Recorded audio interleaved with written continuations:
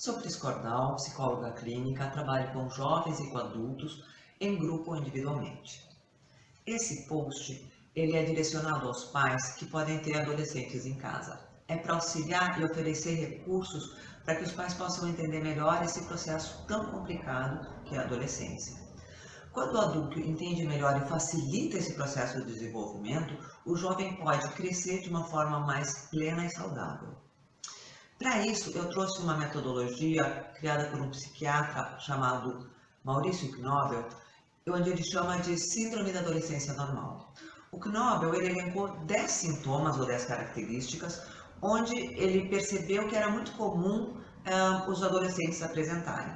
E eu escolhi 5 delas, que eu acho que elas estão muito interligadas nesse processo do desenvolvimento do adolescente e que são muito comuns e que todos nós pais vamos reconhecer um pouquinho disso. Se você quiser saber um pouco mais sobre essa metodologia do Maurício Knobel, Síndrome da Adolescência Normal, aqui embaixo na descrição do vídeo eu vou colocar um link onde tem uma apresentação que eu fiz falando desses 10 sintomas. Mas por enquanto a gente vai abordar só essas 5 que eu acho que são mais importantes. Dentro da Síndrome da Adolescência Normal, o primeiro sintoma que a gente vai apresentar é a busca da identidade. A identidade é a consciência que o indivíduo tem de si mesmo no mundo. A identidade é um processo dinâmico, ele é um construto biopsicossocial. E se a gente for ver por esse prisma, o jovem está no bico, porque ele está mudando tudo. Biologicamente, quer dizer, nesse construto, biologicamente, o jovem está mudando o corpo, ele está com os hormônios, está com a questão da puberdade, ele está mudando a voz, e isso é uma mudança que se dá por anos. Psiquicamente, o jovem também começa a ter os pensamentos abstratos, que fazem ele refletir mais e transforma isso em novos desejos, novas fantasias, novas necessidades, e isso também vai se transformando no tempo. E socialmente a sociedade pede do jovem agora uma responsabilidade, fazer escolhas e coisas que ele até então não fazia. E como a sociedade vê o jovem, como o jovem se vê inserido nessa sociedade, também é um processo que dura um bom tempo. Para lidar com isso, o jovem desenvolve pseudo-identidades, que a gente chama. A transitória são as identidades que ele vai assumindo por tempo. Então vai ter uma época que ele, por exemplo, vai gostar de heavy metal. Tudo é heavy metal, a roupa é preta, ele tem uma atitude mais agressiva, só que daqui a pouco ele já mudou, ele já não está mais na fase de heavy metal e aí ele virou um reivindicador social. A roupa é rasgada, toda essa coisa de comprar uma coisa supérflua e assim ele vai passando. A parte boa é que, de novo, todas essas fases passam. Outra pseudo-identidade que tem chama ocasional, que ela vai aparecer quando o jovem vai atravessar a primeira vez alguma situação, que pode ser quando ele entra no ensino médio, onde as exigências são diferentes, pode ser mesmo aprender a transitar sozinho, que até então ele era levado e trazido pelos pais ou pelo tio da escola, ou enfim.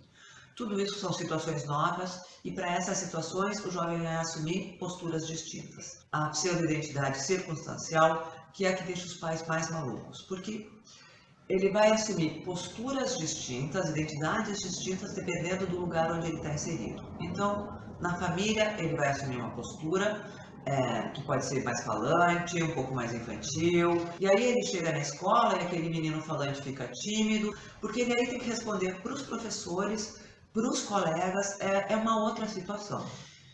E aí ele chega no terceiro grupo, que são dos seus pares, e ele assume as características e regras desse grupo, que a gente vai falar mais para frente em tendência grupal.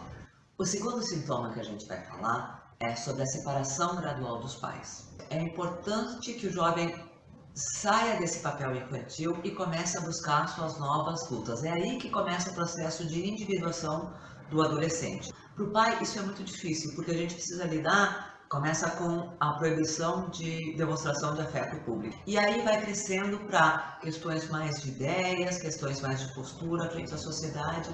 E é importante a gente permitir que o jovem tenha essas novas posturas. Ouvir essas novas opiniões que seu filho tem. As regras que a gente tinha até então, elas não vão funcionar mais. E a gente precisa negociar essas novas regras, não decretar novas regras. Tem limites que eles têm que ser dados e impostos, mas tem muitas das coisas que agora a regra vai ser negociada. E Mesmo nessas negociações, o jovem vai transgredir. Transgredir não é um ataque pessoal aos pais, talvez a entidade parental, mas é porque ele precisa saber qual é o limite dele, ele precisa negociar com ele mesmo quais são esses limites, o que ele dá conta e o que ele não dá conta. E aí nós pais cometemos um erro que é muito complicado, que é, cada vez que eles entram em confusão, a gente sai voando e correndo para resolver o problema. Quando a gente faz isso, a gente primeiro está impedindo que ele ache recursos pessoais para lidar com as adversidades da vida. E é fundamental que a gente tenha isso. Nós pais temos que entender que a gente não sabe tudo e que a gente não controla tudo. E por isso mesmo que é tão importante que o jovem consiga construir os pilares da sua autoestima, vai se criando a partir daí, da maneira que ele consegue lidar com as suas frustrações, da maneira como que ele consegue lidar com as suas conquistas. Ele precisa ter direito de ter conquistas, ele precisa buscar batalhas e vencê-las, e perder algumas, porque isso também faz parte de crescer. Com isso, não quer dizer que você tenha que abandonar o seu filho, mas que é uma linha tênue, que é onde você precisa negociar novas regras, onde você precisa ouvir muito, dialogar, e dialogar não é sermão, e estar atento para dar espaço para que esse jovem consiga se encontrar. Tendência grupal é o terceiro sintoma que a gente vai abordar. O jovem, ele não dá conta de ir para o mundo sozinho. Ele separou dos pais, e como a gente falou, é importante que isso aconteça, mas ele transfere essa dependência que ele antes tinha da família para o grupo. Porque a uniformidade do grupo, ele traz essa identificação em massa. E aí deixa o jovem camuflado para poder lidar com esse mundo que ele ainda não dá conta de fazer, porque ele não tem essa identidade formada. Ele adere e sucumbe a todas as regras, costumes, vestimentas, caprichos, desejos desse grupo.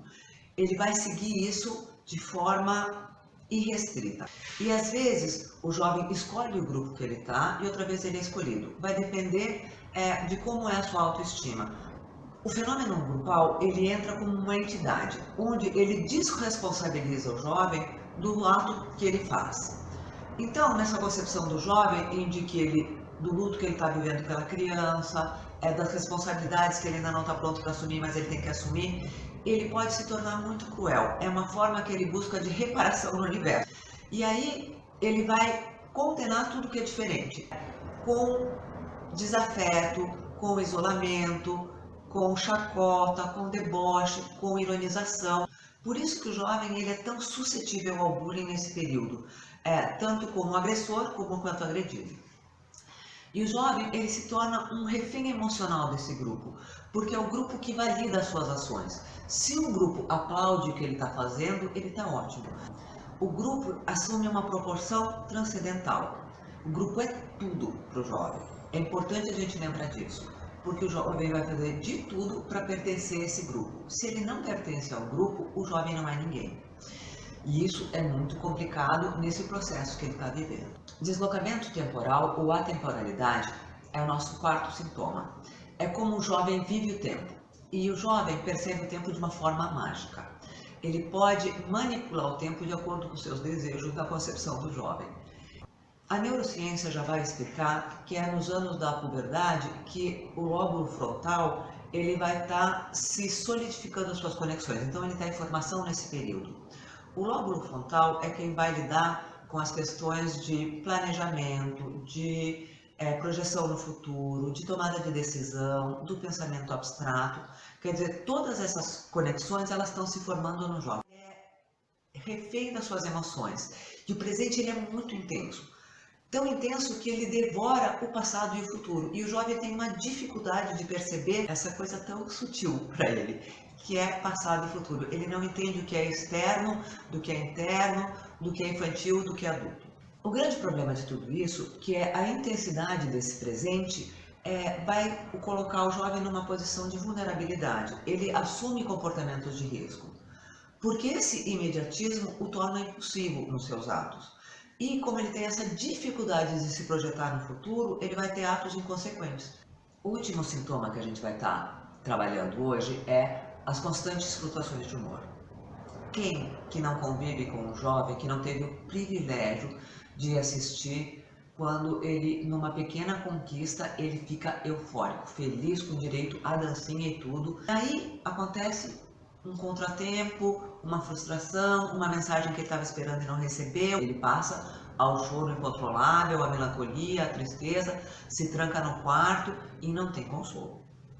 Mas se a gente levar em consideração o que o jovem está vivendo, que é essa busca de identidade, essa relação com o grupo, essa forma intensa de viver o tempo, todas essas coisas elas estão numa constante ebulição para o jovem.